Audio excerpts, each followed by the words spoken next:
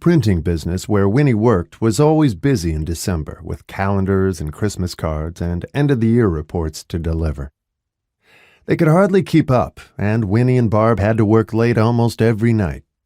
Winnie was planning to spend Christmas Eve and Christmas Day with Marge and Eric and their boys, as she always did. And Rob went to relatives in Detroit. They never spent Christmas together. His mother was in a nursing home in Detroit. Winnie had never met her. She had Alzheimer's, so there wasn't much point. He'd never invited her to meet his other relatives. They didn't have that kind of relationship, he said. With the exception of his bowling league, they spent most of their time together alone, in a kind of bubble suspended in time. She had promised to make dinner for him the night before Christmas Eve and hurried home from work to do it. He brought venison he'd shot with a friend. Winnie cooked it from a recipe she found on the internet, and it was delicious. Rob was impressed.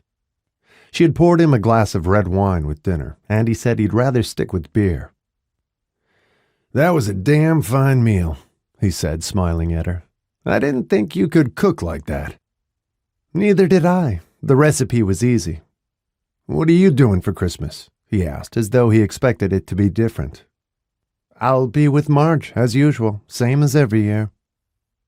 The holidays always made her miss her mother, but she didn't want to tell him that. He wasn't the kind of man you exposed your soft side to. It would have made him uncomfortable and Winnie feel too vulnerable. "Well, save New Year's Eve for me. We can go to Murphy's for dinner and hang out till midnight and then come back here." It was his favorite bar, and she knew he'd spend half the evening shooting pool with his pals who hung out there too. She had nothing else to do.